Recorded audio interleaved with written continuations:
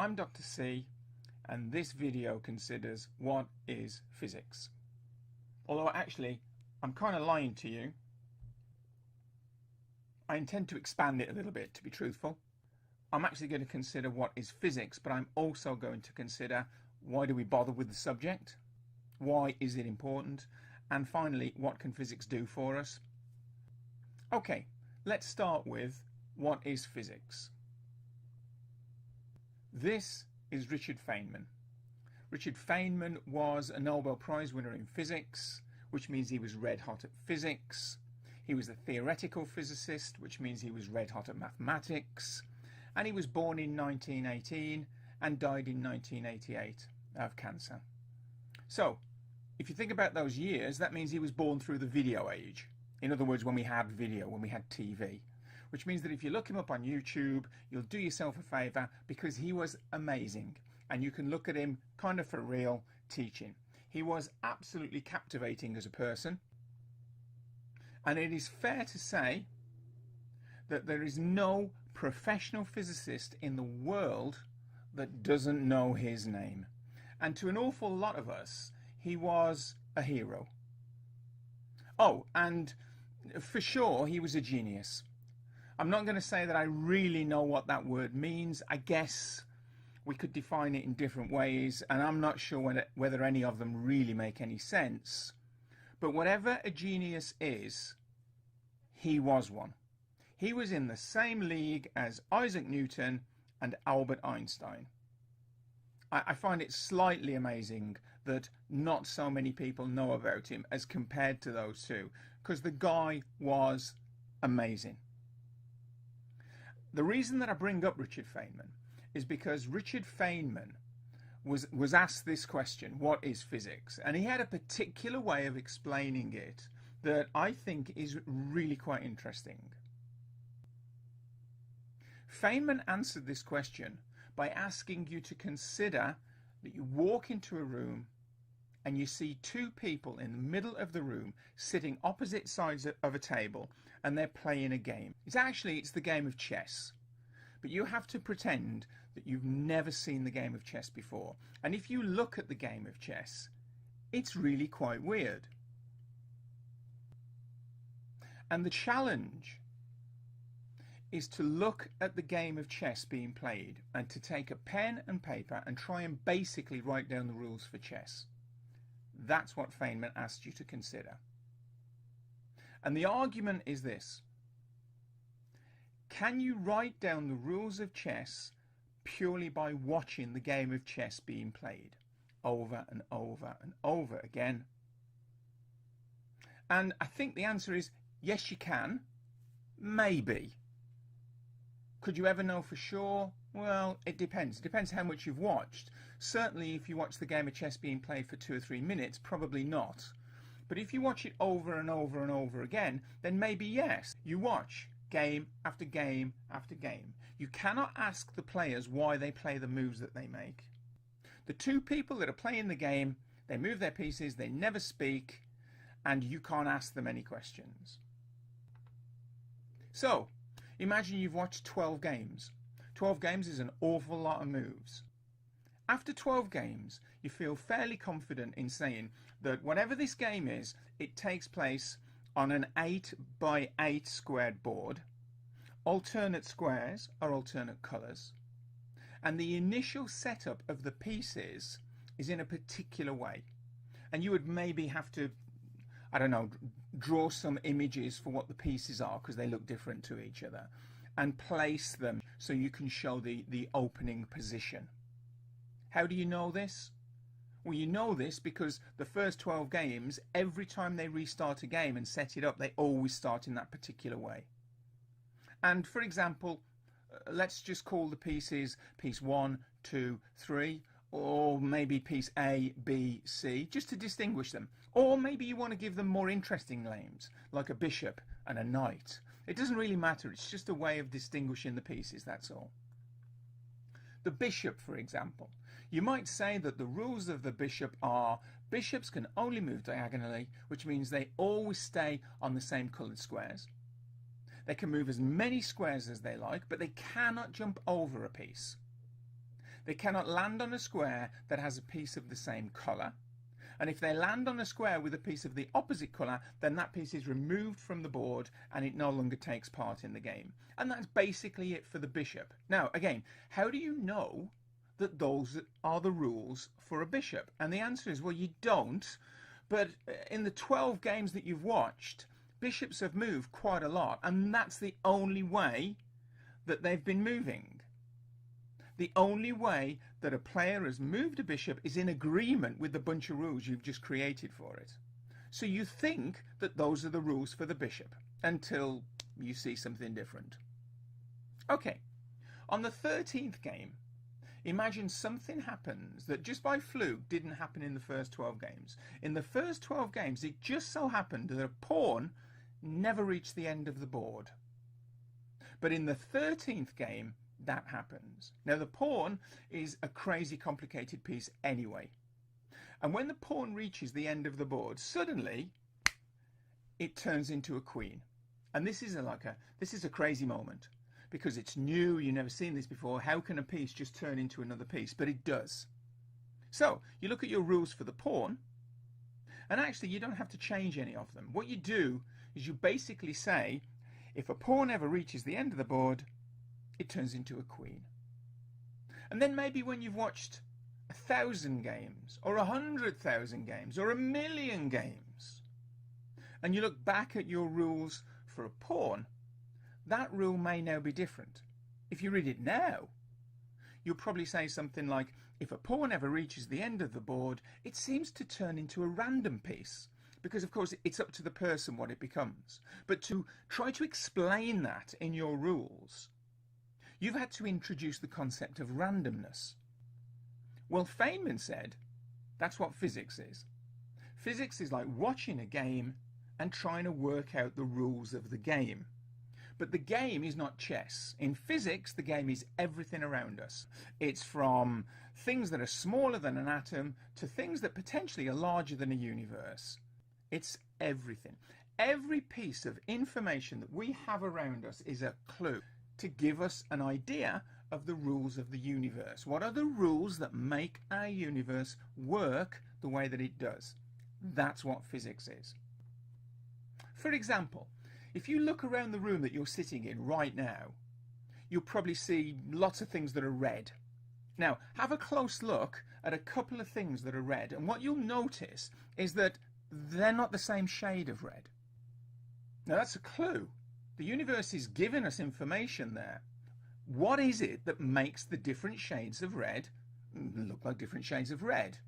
What is it about the pigment? What is it about the material that makes the reds look different? These things are called the rules of the universe or the laws of the universe, or they're the rules of physics or the laws of physics. And there are two important things to say about these laws. One, they cannot be broken. If someone, for example, were to do an experiment that were to show us that one of the laws of physics actually is not correct and we break it, then what that actually means is that that wasn't a law of physics. It wasn't a rule of the universe. We were mistaken. In light of new evidence, we now know that that rule isn't one of the rules, and we have to recreate a rule that takes into account that new information. So we don't break them, we modify them. And the second thing, you can't ask why the rules are the way that they are. It would be like asking in chess, why does a bishop move diagonally? And the answer is, well, because it does. It's a rule of the game. Well, I suppose actually, if I think about it, I can probably think of a slightly better answer than that. If someone said to me, why does a bishop move diagonally in chess? I could answer, well, because it makes for an interesting game of chess if one of the pieces moves diagonally. So I suppose I could say, if I wanted to, why are the rules of the universe the way they are? Because they make for an interesting universe, with us in it now, talking about it. This is one of the rules of physics, or the laws of the universe. It's called conservation of energy. You cannot create or destroy energy only convert it from one form to another. I actually don't like that way personally of saying it. I think there's a nicer way of saying the law of conservation of energy, but we'll stick with this way at the moment because it's the one that most people know about. Now, the question, can it be broken? Why is it that we can't create or destroy energy? Answer, we don't know. Can it be broken? Well, we would try to find out by doing experiments, by making so-called empirical observations or getting empirical data, which means based on observations. So in this way, the laws of physics can be flexible, but only with respect to the idea that there will be more evidence in the future, and as we learn more, as we gather more evidence, we will adjust what we think the rules of the game are, just like we did with the pawn. Okay, so let's put physics now into the full scope of science. Most people like to think of science as basically being biology, chemistry, and physics, although there seems nowadays to be a million different types of areas of scientific study that fall outside of those three. But let's just stick with those three at the moment to keep things relatively straightforward. Most people think, as we try to compartmentalize our thoughts, that the scope of science is basically like this. Biology, chemistry, physics, and of course there'll be an overlap. So for example, that overlap there might be considered biochemistry. Now, if you like this idea of trying to compartmentalize science, then I have to tell you it's wrong. That is not correct. It is not a good reflection of what science is. If that's the way you like to think about things, then this is a better way of describing the scope of science. Biology, chemistry, physics. Now, people will look at this and say, Dr. C, you're just being biased here. You're trying to somehow suggest that physics is the best of the sciences because it's kind of like bigger and it kind of covers the others and all that kind of stuff. And actually, it's kind of right and not right. I'm not trying to be biased here. The questions that physics ask are the kind of questions that create this scope for science. Physics is interested in working out why the universe works the way it does. In biology, for example, there's photosynthesis. Now, a physicist is interested in photosynthesis, but we're interested in a different question than the biologists. In chemistry, you would say take hydrochloric acid, sodium hydroxide, mix them together, and you'll get common table salt, NaCl, and water. Now, chemists are interested in that because they might want to make salt, for example, but a physicist is interested in that because it tells us something about the universe. Why is it that those two molecules, HCl and NaOH, they're kind of happy on their own, just sitting there, but when you put them together, they always reform themselves into NaCl plus water? We want to know why, because that's telling us something about the universe. Because it's reproducible and it always happens, it must mean that there's a rule that determines that. And we want to know what that rule is. This is the way that physics functions. This is why everything that a biologist and everything that a chemist is interested in, we're interested in as well. We just ask different questions. Okay, so the second part that I wanted to consider was why bother with physics? Why would we be interested in knowing the rules? What is it about the human condition that wants us to ask these kind of questions? Why is it that it's important for us to ask the question, why are things the way they are? And the answer is, I actually don't know. I don't know what it is about the human condition that makes us do that. And the really interesting thing about physics is it's like a puzzle that just never ends. No matter how deep you go, there's a deeper level. No matter what kind of answer you come up with as to why something happens, it will just lead to other questions. Why does a wire get hot when an electrical current flows through it? Because electrons go through it. And the electrons collide with the atoms. And the atoms then end up making the wire hot. Okay, well, why do electrons colliding with atoms, why does that make the wire hot? Okay, now I have to start looking at what I mean by hot. So this is the way that we progress, by asking question after question after question. And what we're doing is we're pushing the boundaries of our knowledge more and more. It is this weird idea that as you go deeper and deeper and deeper into physics, you just get more and more and more problems to solve. There is this endless complexity as we go more and more into the structure of why things work the way that they do. And it's a puzzle that will last for a lifetime or more.